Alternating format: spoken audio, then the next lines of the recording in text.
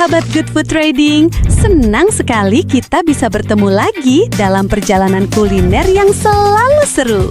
Kali ini kita hadir di sebuah tempat yang asri, nyaman, dan penuh nuansa hangat. Sejuk bakmi dan kopi di Jalan Tulodong Bawah X nomor 18, Senayan, Jakarta Selatan.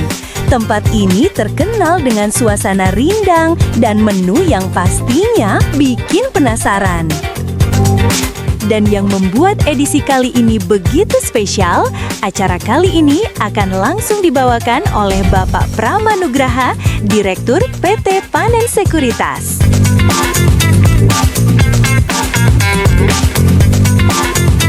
Halo sahabat PAN semua, apa kabar? Selamat datang di program Good Food Trading, tempat kita ngobrol asik soal peluang dan masa depan finansial. Nah, tema kali ini sangat seru banget ya, yaitu mengangkat mengenai bagaimana menjadi investor yang cerdas dengan melihat peluang investasi di pasar modal syariah dan juga surat berharga negara retail. Nah, untuk membahas topik yang menarik ini, narasumber pertama, beliau adalah sosok yang sudah lama mengabdikan diri di pasar modal syariah. Saat ini beliau menjabat sebagai Vice Director Islamic Capital Market Division di Indonesia Stock Exchange. Beliau paham banget bagaimana ekosistem pasar modal syariah di Indonesia yang tumbuh, berkembang, dan kemana arah ke depannya. Untuk itu kita sambut Pak Irwan Abdallah. Selamat sore Pak Irwan. Selamat sore Pak Prama, Ya. Gimana kabarnya? Baik, terima kasih sudah hadir pada sore ini. Dan kemudian narasumber kedua, ini spesial banget ya. Beliau adalah founder dari Ngerti Saham. Nah, teman-teman ngerti ya. Seorang edukator dan praktisi pasar modal yang sudah membantu banyak orang memahami investasi dengan bahasa yang mudah dimengerti, kayak penyampaian santai tapi isinya selalu nendang nih. Nah, selamat datang Mbak Friska Devi Hoirina. Terima kasih Pak Prama. Terima kasih juga sudah hadir pada sore ini. Ya, terima kasih Pak Irwan dan Mbak Friska yang sudah bergabung. Saya yakin nanti akan banyak ya insight-insight yang berharga yang kita dapat pada hari ini. Baik. Sebelum kita memulai diskusi, jadi ada hal-hal yang mungkin sedikit saya sampaikan ya, bahwa sebagaimana kita tahu bahwa pemerintah ya secara berkala saat ini sudah menerbitkan surat berharga negara ya yang dapat dibeli investor untuk kemudian dananya bisa digunakan untuk pembangunan di negara ini ya. Dan dari beberapa jenis surat berharga negara tersebut, salah satunya adalah SBN Retail ya, atau surat berharga negara retail yang merupakan satu produk investasi yang diminati oleh masyarakat Indonesia. Selain memiliki return yang stabil atau imbal hasil yang stabil, produk investasi ini juga menawarkan risiko yang rendah ya, karena seluruh kupon ataupun imbal hasilnya itu dan juga pokok investasinya dijamin oleh undang-undang ya. Nah, di tahun 2025 ini pemerintah Indonesia melalui Kementerian Keuangan telah menyiapkan 7 penerbitan SBN Retail ya, yang sudah berjalan selama ini, dan kita tahu mungkin rekan-rekan semua mengikuti, terakhir pada bulan Juli kemarin telah terbit Saving Bond Retail yang SBR 014 gitu ya. Dan kedepannya akan lagi ada penerbitan untuk yang sukuk retail, ori maupun juga sukuk tabungan. Nah, kalau kita lihat dari penerbitan SBN Retail tersebut juga terdapat instrumen investasi yang berbasiskan syariah ya, yaitu sukuk retail dan juga sukuk tabungan. Nah, ini menarik nih. Ini salah satu produk instrumen investasi pasar modal syariah. Kita coba eksplor lebih dalam lagi ya. Seperti apa sih perkembangan pasar modal syariah dan investasi syariah di Indonesia saat ini gitu ya. Untuk itu kita sebaiknya kita tanyakan langsung pada ahlinya, Bapak Irwan Abdallah. Oke. Nah, selamat sore Pak Irwan. Sore Terima Pak kasih Prama. nih, kita ngobrol-ngobrol santai aja ya. Kita pengen tahu nih sharing-sharing dari Pak Irwan ya. Bagaimana sih perkembangan investasi syariah di Indonesia ya.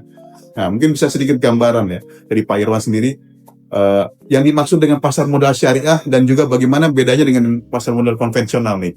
Mungkin sedikit Baik, Pak Prama dan teman-teman semua, gitu ya. Kalau kita bicara pasar modal syariah, jelas bedanya tuh clear. Pasar modal dan pasar modal syariah. Berarti bedanya adalah yang satu hanya bicara tentang pasar modal, yang satunya lagi ada prinsip syariah di dalamnya. Jadi kalau teman-teman pengen memahami pasar modal syariah, maka harus paham dulu pasar modal, ditambah prinsip-prinsip syariahnya. Nah, prinsip syariah inilah yang membedakannya. Impact-nya apa? Jadi kalau pasar modal syariah itu selain bicara cuan, juga bicara berkah. Gitu kira-kira bahasa gampangnya Pak Prama gitu ya. Nah, prinsip syariah inilah yang membedakan dan menjadi ciri khas. Jadi kalau misalnya kita mau trading saham, bukan hanya pertanyaannya, lu dapat cuan berapa, enggak.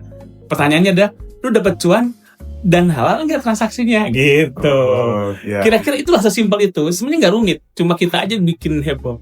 Ya, menarik juga ya. Artinya kita dapat cuan, ternyata cuan baik dari sisi materi maupun juga dari sisi berkahnya kita dapat gitu Pak ya. Betul. Wah, ini menarik nih. Jadi kita dapat double nih sebenarnya ya. Iya. Oke.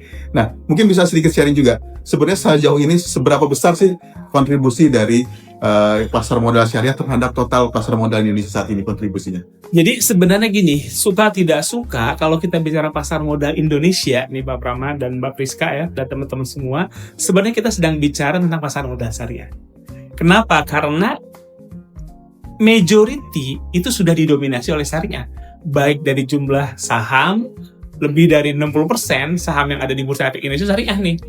Baik dari nilai transaksi, volume transaksi, frekuensi transaksi, maupun market cap itu di atas 50%. Jadi kalau kita bicara pasar modal syariah dari kacamata transaksi, itu sebenarnya sudah mendominasi gitu. Tapi ada satu hal lagi kalau bicara syariah dari kacamata investor. Nah ini agak menarik. Kalau transaksi kan saham syariahnya. Kalau investor itu kita bicara investor yang menggunakan sistem syariah. Nah, ini kalau kita bicara berapa banyak investor yang menggunakan sistem syariah, lebih spesifik kan berarti ya. Nah, itu artinya kita berbicara sekitar 3% dari jumlah total investor atau mendekati 200.000 orang. Gitu. Jadi bayangkan aja dari 200.000 orang itu transaksinya bisa menguasai seperti itu. Iya. Tapi kira-kira gimana Pak pertumbuhan dari tadi investor syariah selama ini Pak? Nah, kalau teman-teman atau Mbak Priska, Pak Prama pasti tahu persis gitu ya, tahun produk pertama syariah tahun 97. Iya. Udah lama banget tuh kan, 97. Ya, itu reksadana syariah pertama. Sampai dengan 2010 itu hampir tidak terdengar jumlah investornya. Karena ya tadi kita susah mendeteksi, kemudian marketnya juga nggak clear gitu. Nah, kemudian dari 2011 barulah kita mulai mengidentifikasi secara spesifik gitu. Nah, berdasarkan identifikasi 2011 dengan meluncurkan indeks syariah, meluncurkan sistem syariah, SOTS, fatwa, baru kita bisa mengidentifikasi definisi investor saham syariah. Nah, dari situ sampai sekarang itu bayangkan aja dari 2012 dulu cuma 500 orang, sekarang sudah hampir 200.000. Jadi udah puluhan ribu persen lah growth-nya. Gitu. Jadi alhamdulillah sih ini berkat bantuan Mbak Priska nih sebagai komunitas dan Pak Prama gitu dari sekuritas yang bisa mendorong perkembangan. Interesting ya. Jadi memang ada dua aspek sebenarnya ya, dari sisi supply dan demand-nya. Betul. Ya. Supply sebenarnya dari sisi tadi efek-efek ya di pasar modal ini sudah mayoritas sebenarnya masuk kategori syariah. Di sisi lain dari demand-nya ini terus tumbuh nih ya. Betul. Tumbuhnya signifikan tadi tunjang juga dengan regulasi-regulasi ya baik pun fatwa maupun juga peraturan yang akhirnya mendorong orang juga melihat lebih terbuka lagi adanya instrumen investasi syariah ini. Betul. Nah, mungkin coba kita explore lebih dalam ya. Kira-kira sebenarnya produk-produk syariah apa sih yang untuk investasi ini yang sangat diminati oleh investor nih? Nah, bicara tentang produk yang diminati, kita harus lihat dulu nih teman-teman investor syariah itu majority di mana. Nah, ternyata data di Indonesia itu 95% lebih investor syariah itu anak muda. Gitu. Anak muda lah seperti kita gitu. Kita jiwa muda. Kita jiwa muda. Gitu.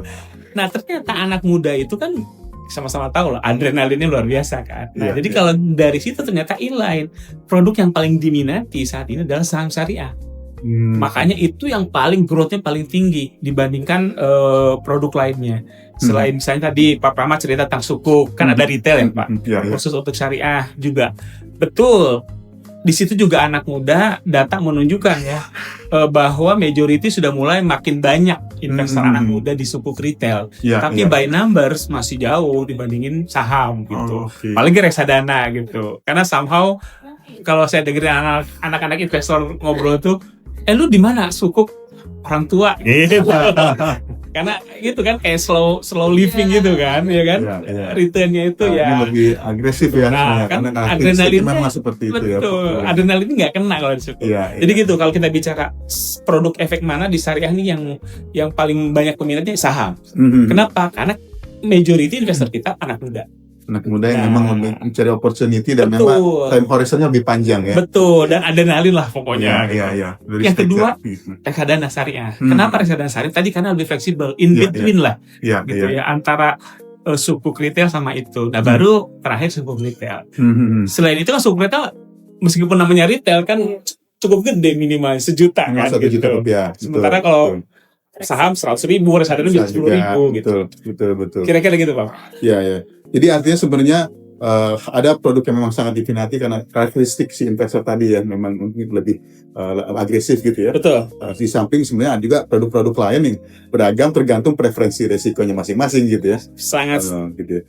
Nah kalau mungkin dari pandangan Pak Irwan nih ya, kedepannya apa ada inovasi atau produk baru kira-kira yang disiapkan untuk menarik investor retail ini? Nah, Bursa Efek Indonesia itu ketika kita mendevelop Islamic Capital Market menggunakan 3 pendekatan. Edukasi, inovasi, sama kolaborasi. Ya. Ini nih kita berkolaborasi nih Ya. dengan ngerti saham, dengan komunitas, dengan Mhm. sekuritas. Dan inovasi, kita tiap tahun kita lihat apa sih inovasi yang kita harus lakukan. Nah, salah satunya tahun ini kita sedang menggodok. Ada satu produk yang kita sebut ETF emas syariah. Wah, menarik. Gitu. Jadi Iya. ETF underlying-nya emas, Nah, tapi iya, sesuai syariah. Wah, Gitu. ini menarik nih. Dan Karena- untuk retail sekali Iya, lagi iya, Pak iya. Prama dan Mbak Priska, ini teman-teman komunitasnya. Iya. Karena kalau kita bikin produk selalu goals-nya adalah untuk retail. Betul. Gitu. Jadi ini, nah sekarang bayangkan ada anak muda beli ETF syariah terus pulang kampung, kemudian pengen dicairin nih, Iya. datang aja ke gerai, ada salah satu lah gerai gade emas gitu. Iya. Gadaikan itunya dapat cash, nanti Bisa. terus lagi. Oh, waduh, menarik nih. Selama ini kan kita mindset kita ya emas dalam bentuk fisik gitu. Iya, Yang betul. ada nilai ya. Kalau nggak fisik perhiasan gitu Nah, kan. gitu kan. Kalau ini nilai minimumnya juga Nah, kecil jadi juga. nanti ngikutin regulasi namanya ETF kan. ETF itu kan transaksi seperti saham kan. Iya. Jadi nanti ngikutin aturan seperti saham. Ada Hmm. lotnya. Nanti Iya, yang iya. sedang kita godok itu adalah satuan minimal gramnya. Jadi satu unit itu berapa gram. Nah, itu yang kita godok. Iya, Jadi iya. sampai mana persiapannya? Fatwanya sudah selesai. Iya. Mudah-mudahan akan keluar Launching. tahun ini. Iya. POJK-nya juga sudah proses yang cukup lama. Iya, Mudah-mudahan tahun ini juga keluar. Gitu. Oke, menarik sekali nih kalau jadi instrumen investasi ya. Ini kalau sepemahaman kami bahwa tentunya ini akan ada pergerakan harga ya dari Oh ETF iya, ini dan betul. apakah ini mengikuti harga emas juga? Betul, pasti. Yang namanya ETF benchmarknya ke indeks emas. kan? Emasnya. Nah, ini Gitu. kita lihat bagaimana tren harga emas Betul. sekarang juga Betul. sangat naik. Jadi nanti bisa switching Pak. Oke. Gitu teman-teman itu misalnya, waduh emasnya lagi mahal, nggak mampu nih, udah beli ETF-nya aja. Nah, boleh tuh ini buat Mbak Priska nih. Alternatif nih. Kan 1 gram 2 juta gitu kan. Iya. Sekarang misalnya. Kan Iya, susah iya. kan anak retail, ya udahlah kita beli aja unit emas. ETF. ETF Betul. emasnya. Yang penting harganya ngikut. Ngikutin. Nah, betul dan lebih liquid juga nanti ya. Betul. Oke. Nah, tapi kita coba dari sisi lain ya. Dari sisi tantangan dan peluang ke depan nih. Kira-kira apa sih sebenarnya tantangan terbesar untuk meningkatkan literasi investasi syariah di masyarakat? Tantangan terbesar tetap bahwa Indonesia itu, ini yang paling utama ya, Indonesia itu adalah sebuah negara yang sangat luas, Iya. penduduknya sangat banyak, jumlah pulaunya banyak, tersebar, di saat yang bersamaan network kita terbatas, Iya. ya kan? Itu tantangan. Makanya kita kolaborasi dengan komunitas, kolaborasi dengan kampus, kita pakai network galeri investasi segala macam. Itu untuk tapi tetap jauh. Nah, yang kedua, tantangan kedua adalah teknologi. Sama-sama tahu lah. Iya. Gitu ya, bahwa ekosistem syariah kita belum secanggih konvensional untuk urusan teknologi. Iya. Buka akun masih belum real time 100% Iya. gitu ya. Yang digital 100% gitu. Belum jumlah sekuritas yang support masih sedikit gitu. Bank RDN. Bank RDN-nya juga Iya. masih sedikit. Jadi komunitas Terbatas ya. kita masih belum ekonomi syariah itu masih belum established seperti konvensional. Nah, itu tantangan kedua yang terberat Iya. sebenarnya. Nah, ketiga itu adalah masalah pemahaman. Mhm. Gitu. Kan kita 2 kali memahamkan mereka tentang investasi, setelah itu memahamkan mereka tentang syariah. Syariat. Iya. Gitu. Wah, ini memang satu PR yang kita harus. Betul. Ya tadi semangat kebersamaan ini harus kita jalanin. Jihad. Itu dia. Jadi kita sama berjuang untuk mendapatkan benefit dari sisi tadi dari sisi transaksi maupun investasi maupun juga dari sisi berkahnya kita dapat semua nih. Gitu. Betul sekali, Pak. Tapi ada satu hal yang saya menarik juga.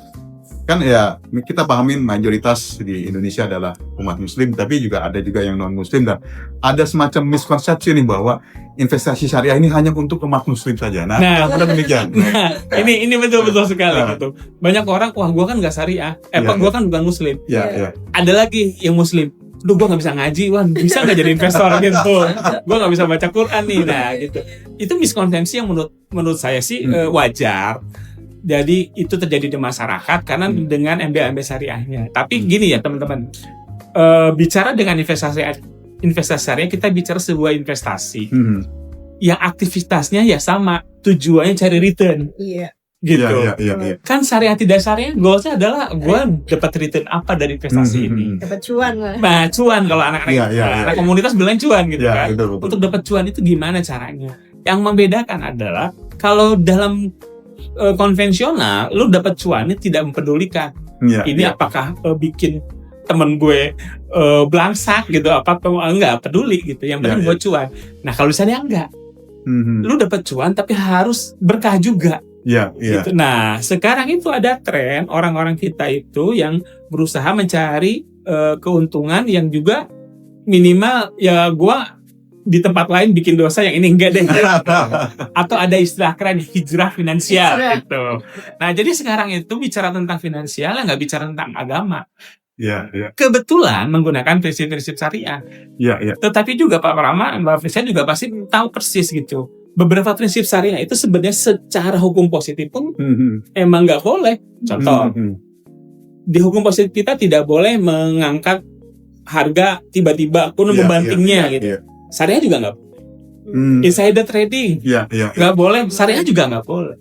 Gitu. Jadi beberapa hal-hal yang tidak boleh menurut hukum positif, menurut saya juga nggak boleh. Jadi itulah makanya sebenarnya bicara tentang pasar modal syariah, kita bicara sebuah bisnis model yang sekarang lagi tren di dunia, yang pusat salah satu kiblat akademiknya itu di Inggris, bukan di Timur Tengah. Yang produk pertamanya itu dari Amerika, bukan dari Arab gitu. Dan kebetulan menggunakan prinsip syariah yang universal dan sekarang lagi diminati oleh banyak pihak. Jadi nggak ada hubungannya sama agama apapun. Betul. Kalian tidak beragama aja boleh kok. Gitu. Hanya punya pertimbangan masing-masing, tapi itu terbuka gitu. Ini menarik Pak Irwan, karena saya juga pernah membaca sempat artikel bahwa Indonesia juga salah satu penerbit surat berharga yaitu Sukuk global global Sukuk di Indonesia termasuk salah satu yang aktif di dunia dan ternyata investornya ini tidak hanya misalnya Sukuk global kan ditawarkan di berbagai negara, tidak hanya investor dari misalnya Muslim ataupun yang Timur Tengah, tapi juga banyak investor dari Eropa, dari Amerika. Memang melihat ini satu investasi yang bisa mereka masuk, bahkan apalagi pemerintah menerbitkan namanya Green Sukuk.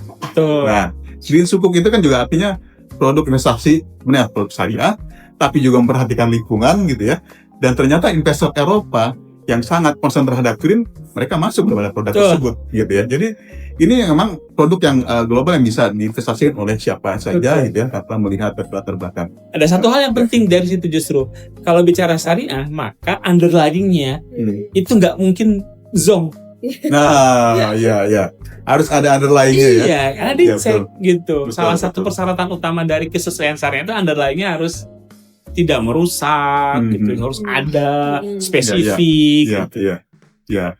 Jadi memang investor membeli suatu produk investasi memang ada barangnya intinya. Betul, gitu ya. secara visible, secara bisnis layak. Secara potensi ada untung, malah ada tambahannya sesuai syariah. Wah, ini dia nih. Justru kita dapat semuanya nih juga ya. Nah, mungkin sedikit sharing Pak Irwan lagi, mungkin sedikit terakhir. Kira-kira strategi apa sih yang paling efektif untuk melakukan edukasi calon investor nih? Sepanjang 15 tahun kami membangkitkan dari 2011 ke 2000 sekarang itu 3 strategi yang tadi saya sebutkan itu yang sampai saat ini menurut kami di Bursa Efek Indonesia itu yang so far masih paling tepat. Jadi kami nggak pernah mengubah. Yaitu pertama adalah edukasi. Jadi ini nomor 1 lah. Kita mengeducate people dan semua kalangan dengan berbagai pendekatan yang berbeda tentunya. Kalau kita masuk ke mahasiswa beda, ibu rumah tangga beda gitu ya. Ke pengusaha beda gitu. Kita coba itu. Terus yang kedua, kita selalu inovasi. Inovasi itu bukan inovasi dalam produk aja. Inovasi dari strategi juga inovasi. Infrastruktur juga inovasi. Misalnya, tahun ini Bursa Efek Indonesia mengeluarkan program yang kita sebut Dare to Invest. Ini juga inovasi nih. Sebelumnya nggak ada. Dare to Invest itu simple.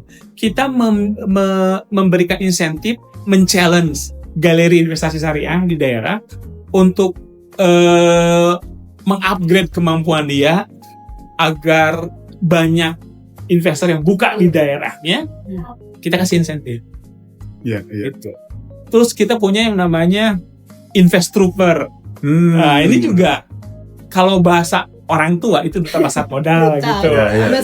Ambasador. Tapi kan itu udah anak muda nggak cocok lah. Kita ganti jadi Invest Trooper. Itu juga sama. Kita challenge mereka siapapun anak muda yang mempunyai kemampuan dan ingin mengasah kemampuan dia untuk mengajak orang sebanyak ini, kita kasih challenge. Dan alhamdulillah 2 program itu tahun kemarin dan tahun sekarang cukup efektif nge-boost jumlah investor baru gitu.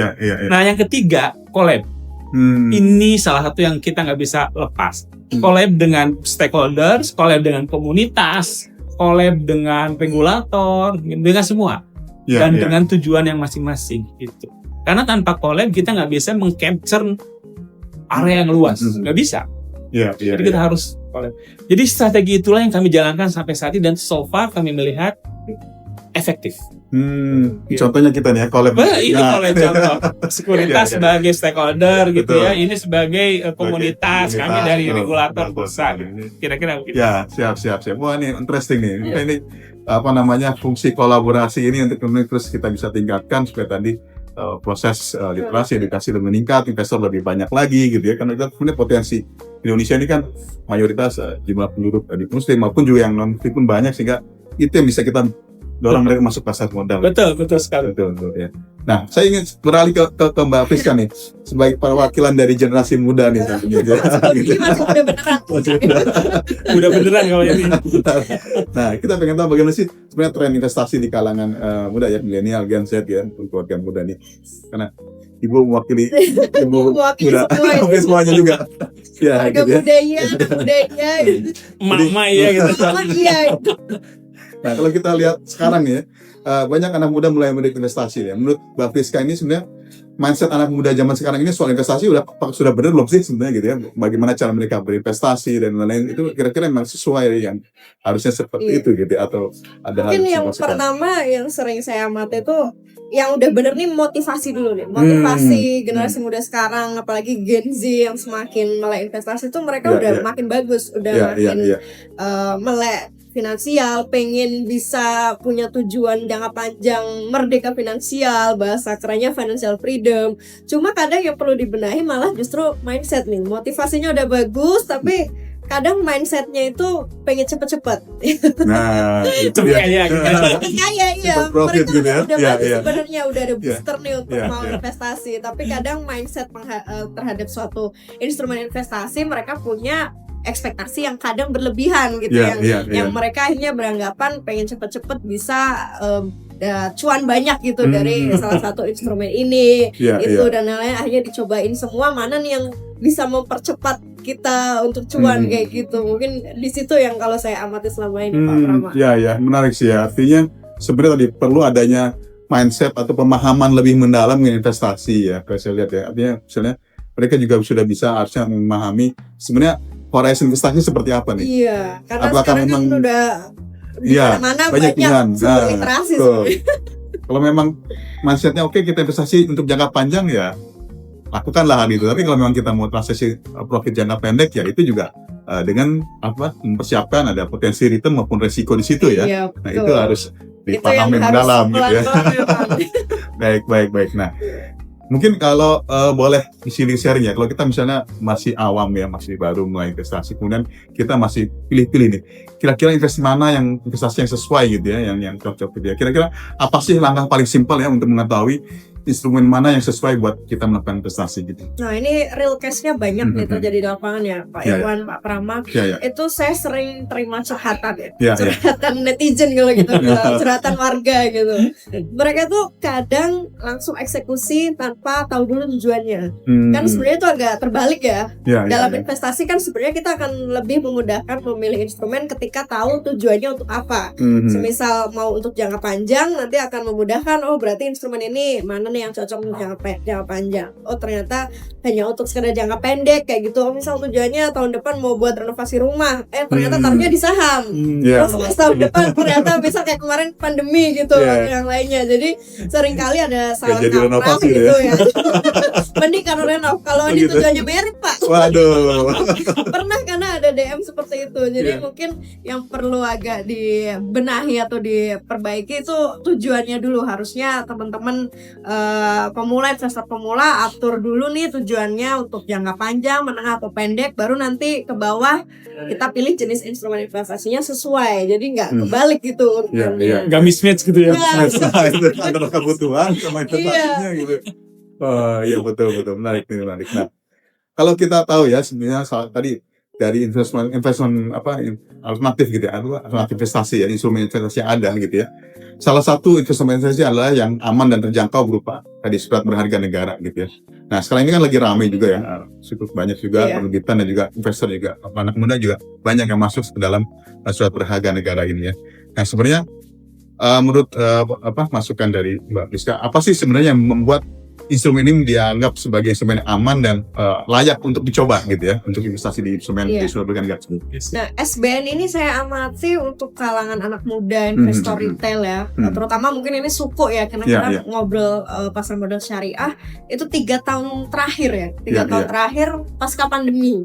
Pasca pandemi orang-orang tuh berasa lebih pingin menyiapkan well prepare gitu istilahnya, well prepare, mereka punya dana, bisa lebih yang cari yang low risk dibanding yang mungkin saham syariah. Nah akhirnya SBN ini boom. Waktu itu saya ingat banget di tahun berapa setelah pandemi itu datanya memperlihatkan SBN retail itu mayoritas anak muda.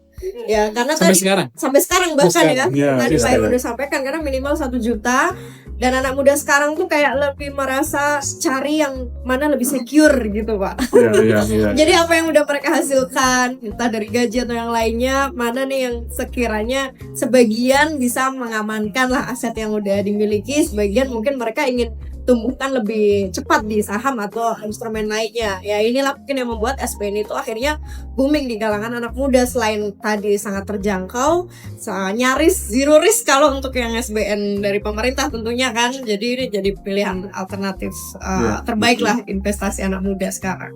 Menarik tadi sampaikan Mbak Priska bahwa kalau saya tangkap berarti sebenarnya kita harus melakukan namanya semacam diversifikasi portofolio ya. Jadi Mbak bilang sebagian taruh di saham, sebagian taruh di misalnya SBN itu ya. Naluriah investor sih pakai. Betul ya.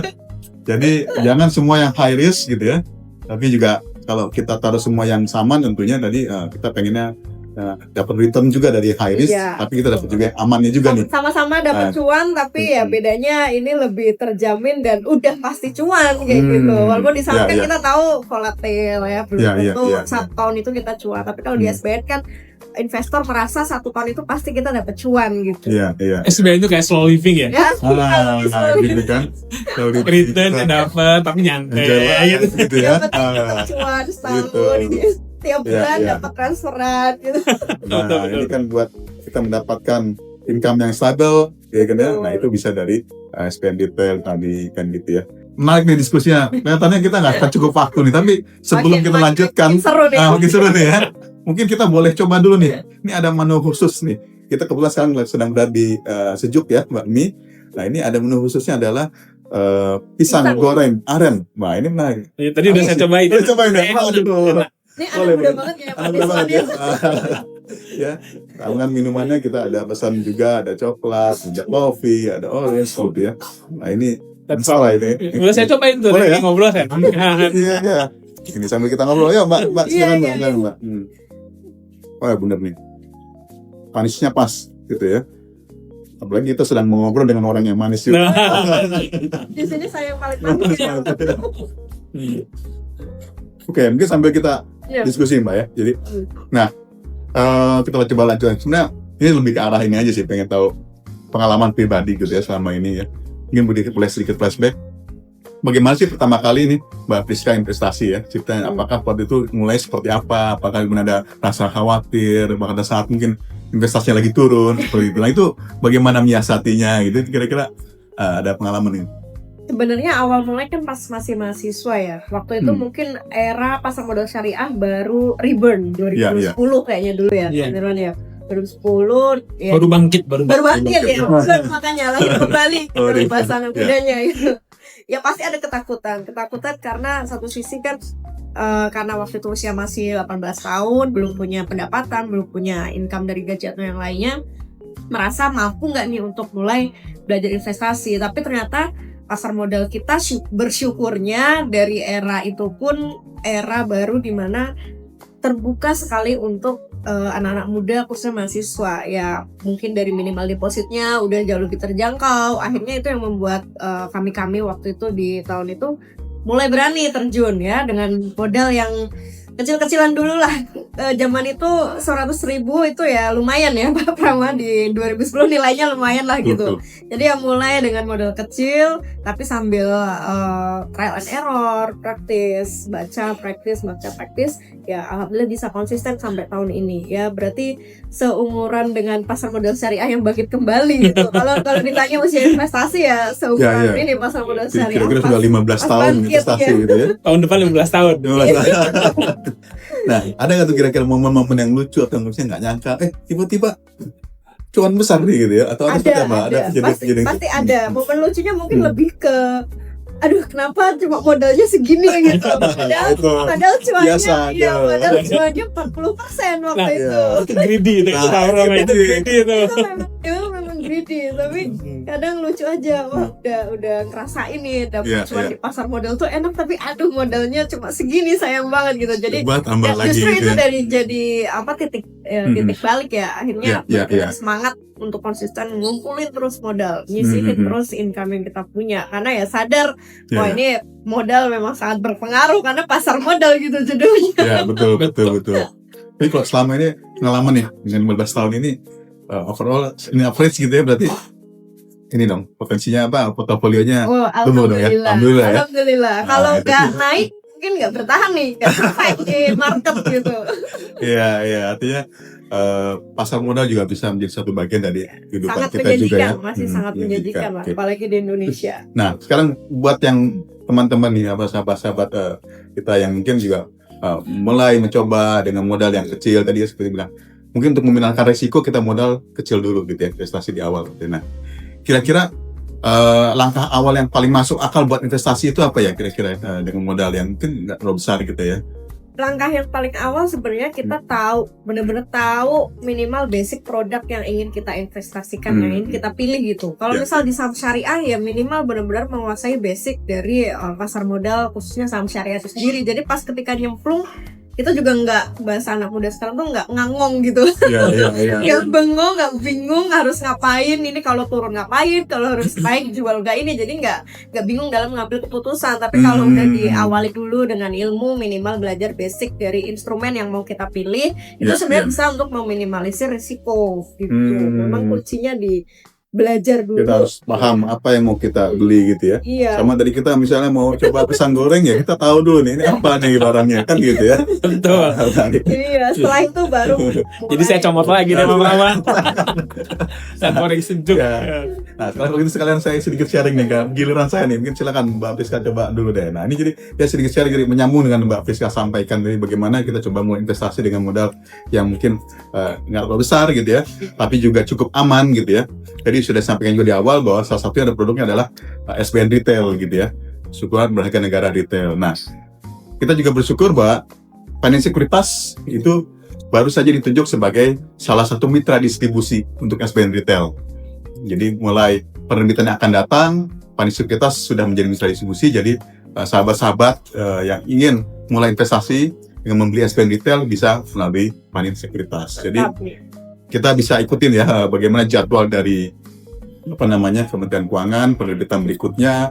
Itu nanti akan ada di bulan Agustus itu ada sub retail, kemudian nanti ada ORI gitu ya, nanti ada sukuk tabungan sampai akhir tahun. Nah itu nanti semua sahabat-sahabat yang ingin investasi bisa melalui Panin Sekuritas juga. Bisa mulai disiapkan dari sekarang Nah, nih, karena ada waktu nih. 1 juta. Cuma 1 juta. Berarti nanti gitu. kalau nasabah Panin enak dong ya. Misalnya ada duit nganggur nih di RDN, Ya. saham lagi nggak bagus, Iya. ya ada pilihan ya. Sukses, ada pilihan, Bener. betul.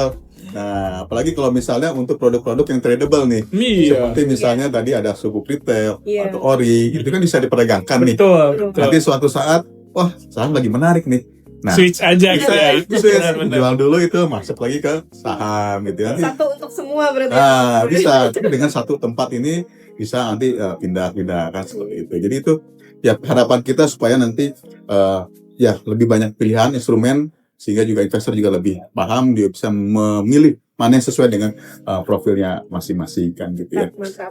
Nah, mungkin sedikit pertanyaan terakhir nih. Ada nggak sih tips-tips kita dari Mbak Priska gitu maupun dari Pak Irwan supaya kita tetap konsisten nih untuk invest ya secara rutin gitu ya, meskipun nominal kecil atau berapapun itu juga bagaimana supaya kita bisa konsisten melakukan investasi tersebut. Mbak Priska dulu nih, Nah, oke. iya, Sebagai mamatnya pelaku usaha. Iya, Pak ini udah jalaninnya. Kalau dari pengalaman sebenarnya untuk bisa konsisten itu kita pasti yang pertama kan butuh motivasi ya Pak Ya. Pak Irwan. Tanpa itu sebenarnya nggak akan bisa tercapai konsistensi itu, karena banyak di circle saya sendiri ada yang semangat memulai tapi di tengah jalan lesu, akhirnya udah nggak mau invest lagi, nggak mau top up lagi. Yang penting motivasinya dulu, dan motivasi itu kan bisa dicari dari tujuan tadi finansial ya. Pasti kan dari masing-masing sahabat Pans dan yang lainnya punya tujuan yang harus dicapai, dan kalau hanya ngandelin saving doang kan kayaknya berat. Ya, berat ya. dan lebih lama mungkin untuk mencapainya. Jadi mau nggak mau itu harus jadi motivasi besar kita untuk mau menyisihkan income konsisten tiap bulan. Misal kalau mau di SBN ya pokoknya siapin dari sekarang, berarti ketika SBN rilis langsung top up sekian, dan yang pasti ya harus sambil terus trial and error, itu penting. Trial and error itu melatih insting kita. Jujur kadang investor juga setelah banyak praktis lama-lama akan punya insting sendiri gitu, naluri sendiri mana nih gaya investasi yang cocok sama kita, mana instrumen investasi yang saat ini mungkin lebih cenderung cocok dengan tujuan investasi kita. Jadi itu dulu aja sih minimal untuk teman-teman pemula untuk menetapkan di strategi investasinya. Iya. Biar tetap konsisten. Nah itu konsisten itu berat. Nah itu Sabar, motivasi itu konsisten. tidak hanya pada saat market naik. Gitu. Betul. Pada saat market turun kita juga bisa memotivasi diri gitu ya. Ujian terbesar Nah, itu saat market turun gitu. Iya, dilatih kesabarannya gitu ya. Jadi sepanjang kita memang memiliki instrumen, memang memiliki kualitas yang bagus, ya kita harus bersabar lah gitu ya. Apalagi yang mau hijrah finansial itu harus lebih sabar, bisa konsisten. Ya, betul. Karena godaan investor terbesar itu justru ketika lagi minus. Nah, jangan. Nah, saya tambahin dikit ya Mbak Priska. Ya. Tadi saya sangat setuju. Konsisten kunci. Karena kalau nggak konsisten agak berat dalam hal persiapan uangnya, ya kan, dalam hal kapan beli, kapan jualnya gitu. Nah, tapi ada satu lagi yang sekarang godaan terbesar sebenarnya anak muda nih. FOMO. Nah, Benar nggak? Iya benar. Nah, itu Ya, anak ya. muda agak susah tuh. Jadi mesti selain konsisten mesti tahan godaan Betul. gitu. Tahan godaan tuh banyak macamnya. Misalnya tahan godaan, aduh ini ada duit nih. Terus waduh lagi diskon gitu misalnya. Kayak kemarin gitu. Buy one get one gitu kan. 88. 88. Nah, itu. Iya. Atau yang kedua misalnya, wah kata influencer ini saham ini bakal naik gitu. Iya. Kita harus tahan godaan. Jadi selain konsisten ya itu tadi jangan FOMO. Kuncinya jangan nggak FOMO. Salah satunya adalah terus belajar ya kan. Jadi terus memahami gitu gimana cara strategi, gimana Iya. barangnya segala macam. Kira-kira Kira-kira itu kalau apa ada dari info-info rekomendasi kita investasi kemana gitu, kita harus pelajarin dulu. Betul. Nah Ya, itu sesuai syariah loh. Nah, itu kan. Itu sesuai syariah. Jadi mengurangi Goror. Ya, itu kan. Gambling. Ya, itu resiko. Jadi memang investasi yang kita ketahui gitu ya. Betul. Waduh. Wah, nggak terasa nih ternyata obrolan kita sampai saat ini sudah cukup panjang nih ya. Udah sampai di ujung waktu gitu ya. Terima kasih banyak buat Pak Irwan Daloh ya dari IDX Islamic dan juga Mbak Priska untuk dari Ngerti Saham ya yang sudah berbagi wawasan, pengalaman dan tips-tips yang berharga soal investasi syariah dan juga soal berharga negara. Terima kasih untuk sahabat-sahabat yang sudah menonton dan semoga obrolan kami tadi bisa menjadi tambahan wawasan ya. Jadi supaya memberikan pemahaman bahwa investasi itu tidak harus yang sulit, yang harus mahal gitu, tapi bisa juga dengan lebih mudah dan bisa dimulai dari sekarang gitu ya. Nah, buat kamu yang ingin memulai investasi, apalagi untuk produk syariah maupun juga surat berharga negara, bisa melalui Panin Sekuritas ya. Caranya mudah, aman dan tentunya kami diawasi oleh otoritas jasa keuangan ya, sehingga kita bisa mengembangkan aset kita ya dan juga ikut membangun negeri. Sampai jumpa di episode berikutnya.